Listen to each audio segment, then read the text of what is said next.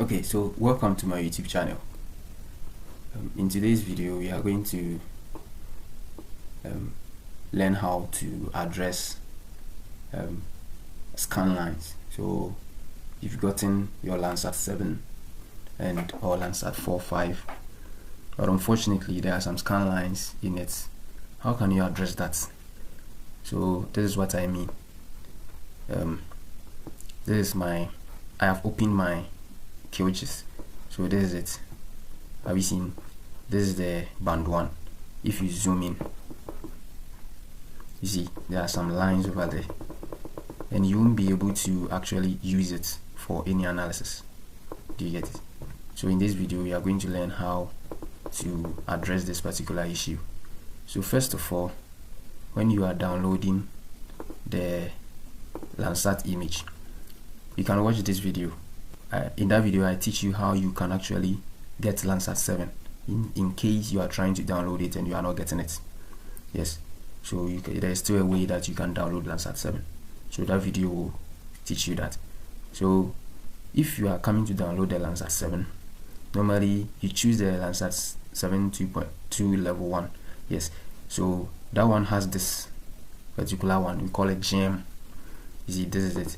So aside the band 1, band 2, band 3, 4, 5, 6 up to band 7 and 8, it also has this GM band 1, GM band 2, GM band 3, GM band 4. Do you get it? So the ones that are having GM, make sure you download the bands with GM. Those are the type of bands that we are going to use in this video. So make sure you download the bands with GM. Okay, so I've already downloaded it. So now let us go back to QGIS. So first of all, this is what you are going to do. Let us try it with the band 1. So you drag the band 1. After dragging the band 1, then you go down and you look for GM band 1. Do you get it? So this is it, GM band 1. Then you drag that one too. So you are going to drag the band 1, then you drag the GM band 1. When we get to band 2, you drag band 2, GM band 2. Then after that, you go to raster. Do you get it? Then you go to analyze. Then you go to fill no data. You select that one. Then in the first input layer dialog pane, you select it. Then you choose the band 1. Do you get it?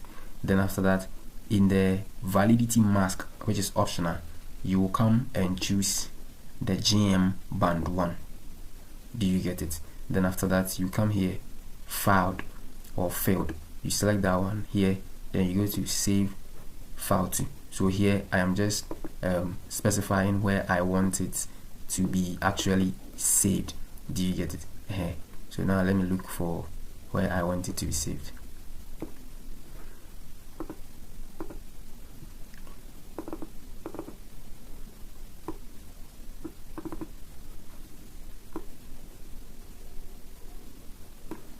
So this is where I want it to see. So I'll select it. Now just name it band 1. Do you get it? Then I'll click save. Then you come run. So it is running.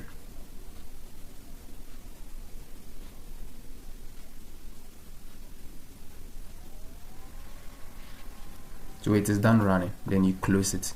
When you close it, then you can go back and remove the band 1 and GM band 1.